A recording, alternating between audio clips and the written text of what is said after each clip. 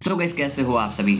आज हम demon slayer के सीजन 3 को एक्सप्लेन करने वाले हैं। एक्चुअली ये वीडियो फुल ऑफ फन होने वाली है, तो इस वीडियो को तुम पूरा देखना। और हाँ, इससे पिछले सीजन पर मेरा कोई भी वीडियो नहीं है। आई होप तुम सभी ने उन्हें देख रखा होगा और समझ रखा होगा। अगर इस वीडियो को देखने के बाद तुम्हें ऐसा लगे कि मुझे उनको भी बनाना चाहिए, तो इस पर तुम्हारा भाई इस वीडियो जरूर बनाएगा। जो लोग नहीं जानते कि अब तक क्या हुआ डीमन स्लेयर में, ग्यूटारो नाम के अपर मून यानी अपर 6 डीमन से तांजीरो, इनोसुके, ज़ेनित्सु, उजुई की भयंकर फाइट होती है, जिसमें ग्यूटारो मारा जाता है। अब ग्यूटारो के मरने के बाद हम देखते हैं कि गोतो नाम के डीमन स्लेयर कॉर्प्स के बंदे को, जो देखता है कि सारा इलाका पूरी तरह से तहस नहस हो चुका था, लेकिन वो फाइनली सभी को ढूंढ लेता है। अब वहीं दूसरी ओर मास्टर कागायो को भी ये बात मालूम पड़ जाती है। काफी सालों से कुछ भी नहीं बदला था, लेकिन अब सच्चाई ने अपना रास्ता बदल लिया है। हम धीरे धीरे करके उस मुजान तक पहुंच जाएंगे और उसे खत्म कर देंगे। अब हम देखते हैं कि आकाशो को इन्फिनिटी कैसल में बुलाया जाता है, जहां वो समझ जाता है कि कोई अपर रैंक मारा गया है, जिस वजह से उसे वहां बुलाया गया है। इस पर आकाशा को गुस्सा आता है। अब हमारे आकाशा भैया उस कैसल में उड़ते चलते पहुंच जाते हैं मुजान के कमरे में, जहाँ मिलते हैं अपर 5 से, जिसका नाम ग्योक्को है। वो कहता है, आकाशा, हम 90 सालों बाद मिल रहे हैं, तुम मरने ही वाले थे। इस बात को सोचकर मेरा दिल गाने लगा, रोने लगा। अब हम मिलते हैं अपर 4 से, जिसकी पता नहीं क्यों फटी पड़ी है। वो सभी को देखकर ग्योको से कहता है, ग्योको, लगता है तुम भूल चुके हो, हमें मिले 90 साल नहीं 113 साल हो चुके हैं। इसका नाम हानतेंगु होता है। अब आकाशा पूछता है, ए बीवा बजाने वाली, क्या मुजान सामा यहाँ नहीं आए? इस पर वो बताती है कि वो अभी यहाँ नहीं आए हैं। वो अपर 1 के बारे में भी पूछता है और कहता है, क्या कहीं वो मर तो नहीं गया? आकाशा है लॉर्ड्स ऑफ गॉड्स। हाँ, अब हम मिलते हैं अपर 2 से, जो आते ही कहता है, लॉर्ड आकाशा, आपने मेरे बारे में तो पूछा ही नहीं। उसका नाम डोमा होता है, जो आकाशा के कंधे पर जोर से दबाता है और कहता है, मुझे तुम सबकी चिंता होती है, क्योंकि तुम मेरे प्यारे फूल जैसे कॉमरेड्स हो। आकाशा कहता है, ना हाथ हटाओ। क्या? मैंने कहा अपना हाथ हटाओ। What is this bro? अपर 3 ने अपर 2 पर हाथ उठाया, लेकिन डोमा अपना मुंह रीजेनरेट कर कहता है, लॉर्ड आकाशा, आपका हाथ पहले से स्ट्रॉन्ग हो गया है। अब ईवा गर्ल कहती है, मैंने पहले अपर 1 को यहाँ बुलाया और वो अभी हमें ही सुन रहे हैं। अब हम देखते हैं अपर 1 यानी कोकोशिबो को। मैं काफी समय से यही हूँ, लॉर्ड मुजान भी आ चुके हैं। अब हम देखते हैं मुजान को। वो कुछ एक्सपेरिमेंट कर रहा होता है। एक्चुअली मुजान ग्यूटारो की मौत से गुस्सा था, उसे किसी का बीच में बोलना भी अच्छा नहीं लगता है। अब वो कहता है, मुझे मालूम था ग्यूटारो मारा जाएगा, क्योंकि डाकी उसकी वीकनेस थी। अब वो कहता है, अगर वो अकेला लड़ता तो शायद वो जीत जाता, लेकिन अब इससे कोई फर्क नहीं पड़ता। मुझे तुम में से किसी पर भी अब भरोसा नहीं। इस पर डोमा कहता है कि मैं तो आपकी एक्सपेक्टेशन पर हमेशा खरा उतरा हूँ। जिस पर मुजान कहता है कि तुम अभी तक उबुयाशी फैमिली को भी खत्म नहीं कर पाए, और वो ब्लू स्पाइडर लिली का क्या हुआ, वो मुझे अभी तक नहीं मिला। वो अपना पहला क्वेश्चन पूछता है कि आखिर तुम जीवित क्यों हो अभी तक। इस पर सभी हल्का सा डर जाते हैं, जिस पर सभी कहते हैं, हमने वो किया। अब मुजान ग्योको का गला तोड़कर अपने हाथ में रखकर कहता है, मुझे एक चीज से काफी नफरत है, और वो है बदलाव, चाहे वो फिजिकल हो चाहे इमोशनल। मेरे लिए उसका सिर्फ एक मतलब है, और वो है बर्बादी। अब मुजान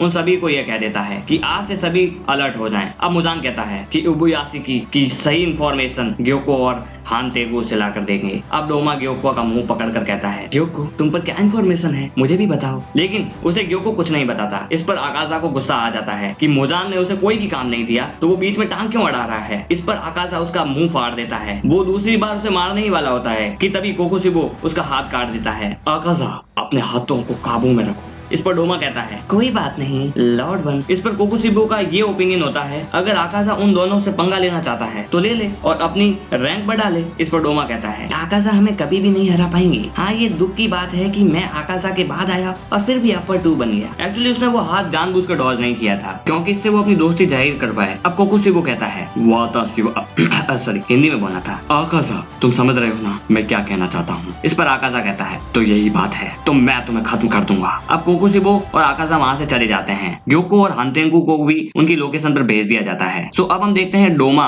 वहीं बैठा होता है। उसका नौकर कहता है कि आपका स्टूडेंट यहाँ आ गया है। वो उन्हें अंदर आने को कहता है। अब हम देखते हैं कोकोशिबो मजाक योरिची, जिसे हम देख चुके थे पिछले सीजन में। उसके हाथ में छोटा बच्चा होता है जो शायद तांजीरो है। अब हम तांजीरो जैसे दिखने वाले आदमी को देखते हैं, जिसका नाम सुमियोशी होता है। वो योरिची से माफी मांगता है उसे बेबी सिटिंग करवाने के लिए। अब योरिची कहता है, माफी मांगने की कोई जरूरत नहीं, मैं इसे खत्म करने के बाद यहाँ से चला जाऊंगा। वो वहाँ फ्री में खाने के लिए माफी मांगता है, जिस पर सुमियोशी उसे माफी मांगने के लिए मना करता है। वो कहता है, अगर आप यहाँ नहीं होते तो शायद हम जिंदा नहीं होते। चलो कोई नहीं, कम से कम आप अपना नाम तो बता दें, जिससे मैं अपने बच्चों को बता पाऊँ। इस पर योरिची उसे मना कर देता है और बताता है कि वो कोई इतना खास आदमी नहीं, वो अपने किसी भी इंपॉर्टेंट पर्सन को बचा नहीं पाया, तो उसका ये नाम किस काम का। तो ये सारा सपना तांजीरो देख रहा होता है, जिसके कारण से उसके आंखों से आंसू आने लगते हैं। एक्चुअली तांजीरो 2 महीनों से कोमा में था, जिस कारण से कनाओ उसे देखकर चौंक जाती है। उसके उठने पर कनाओ काफी खुश होती है। अब गोतो यानी वो बंदा जो तांजीरो, इनोस्के और जेनित्सु को वहां लेकर आया था। मैं इन लोगों का सम्मान करता हूँ। इन्होंने एक अपर मून को मारा, लेकिन मुझे ये बंदा पसंद नहीं है, ये बिल्कुल अलग है। वो इनोस्के की बात कर रहा होता है। तो वो तांजीरो के लिए केक लेकर जाता है, क्योंकि तांजीरो की नाक बहुत ज्यादा तेज थी, क्या पता सुंघ सूंघकर वो उठ जाए। अब वो कमरे के पास आता है जहाँ फ्लावर वास टूटा हुआ देखकर वो उस कनाऊ पर गुस्सा करना चाहता था, पर वो ऐसा नहीं कर सकता क्योंकि वो उससे हाई रैंक की थी। तो अब वो उसे साफ करता है। अब वो तांजीरो के पास केक लेकर जाता है, पर वो तो पहले से ही जाग चुका था, जिस पर गुस्सा होकर वो कहता है,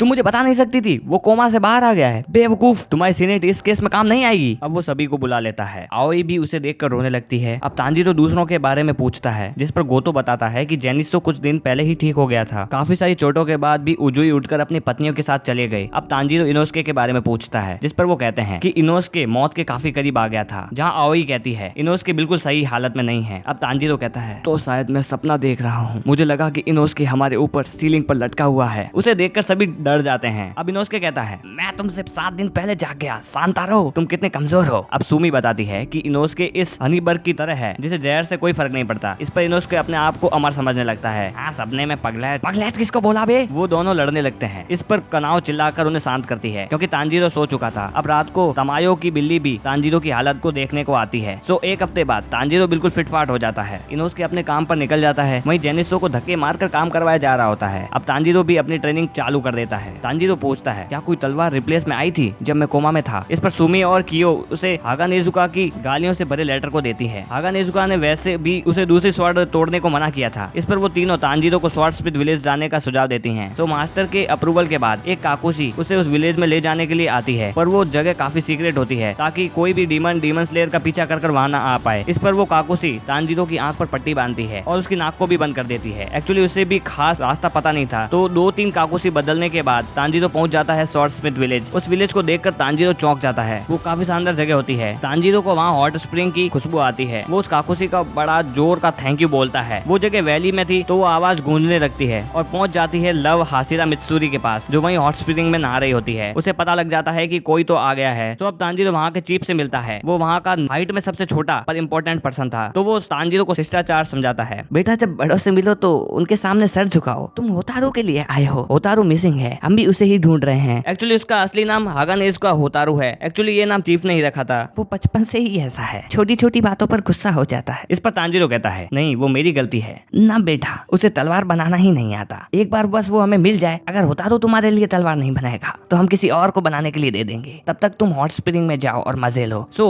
अब एक बंदा उसे वहाँ ले जाता है, जहाँ चलते वक्त वो देखता है कि स्वॉर्ड बनाने में काफी मेहनत लगती है। अब वो उसे हॉट स्प्रिंग का रास्ता बताता है। वहीं मित्सुरी दौड़ती हुई उसकी तरफ भागती हुई आती है। तांजीरो उसे रुकने को कहता है, वरना बॉल और फेस की टक्कर हो सकती है। अब मित्सुरी कहती है, ऊपर पहली बार किसी बंदे ने उसे इग्नोर किया। इस बात से वो रोती है। तांजीरो उसे खाने की बात से खुश कर देता है और खुद नहाने के लिए चला जाता है। जहाँ जाते ही तांजीरो से एक टूटा हुआ दांत आकर टकराता है, जो कि गैन्या का था। मित्सुरी की बात ना मानने वाला गैन्या ही था। वो तांजीरो की बात नहीं सुनता। अब खाना खाते वक्त तांजीरो मित्सुरी से कहता है कि वो बंदा गैन्या था, जो कि एक स्वॉर्ड्समैन है। जिस पर मित्सुरी कहती है, तो शायद वो सानेमी का ब्रदर है, पर मैंने कभी उन्हें साथ में नहीं देखा, शायद उनकी बॉन्डिंग बढ़िया नहीं है। मित्सुरी और वो 5 भाई बहन थे। गैन्या वहाँ खाना खाने के लिए भी नहीं आता। एक्चुअली वो वहाँ कभी आता ही नहीं, शायद वो अपने साथ कुछ खाने के लिए लाया होगा। सो अब वो उसके लिए खाना ले जाते हैं। जाते वक्त तांजीरो पूछता है, आपने डीमन स्लेयर कॉर्प्स क्यों ज्वाइन किया। जिस पर मित्सुरी शर्माते हुए कहती है, इसलिए ज्वाइन किया ताकि वो हासिरा जैसे स्ट्रॉन्ग बंदे से शादी कर पाए। गैन्या अपने रूम में भी नहीं होता। वहीं एक काकुशी आकर मित्सुरी को बताती है कि उसकी तलवार बन चुकी है, तो वो शायद रात को ही वहाँ से निकल जाएगी। अब मित्सुरी कहती है, दुखी मत हो तांजीरो, अब हम एक बराबरी तो हैं। तुम एक अपर डीमन को मारकर जिंदा रहे, ये 5 या 10 साल की ट्रेनिंग के बराबरी तो है। तुम अब काफी स्ट्रॉन्ग हो चुके हो। जिस पर तांजीरो कहता है, अभी मुझे और ताकतवर बनना है और मुजान को मारना है। जिस पर मित्सुरी तांजीरो के कान के पास आकर कहती है, तुम यहाँ काफी दिन रुकने वाले हो, क्यों है ना, यहाँ एक सीक्रेट वेपन भी है जिसे तुम ढूंढकर स्ट्रॉन्ग बन जाओगे। सो अब वो उसे ढूंढने के लिए निकल जाता है। अब उसे किसी की झगड़ने की आवाज आती है, जहाँ एक दूसरा हासिरा मिस्ट हासिरा मुइचिरो होता है। वहाँ एक और बंदा भी होता है जिसे उसने अपने सपने में देखा था। और ये एपिसोड यही एंड हो जाता है। सो गाइस, अगर वीडियो पसंद आई हो तो वीडियो को लाइक कर देना, चैनल को सब्सक्राइब कर देना। मिलते हैं अगली वीडियो में। Till then bye.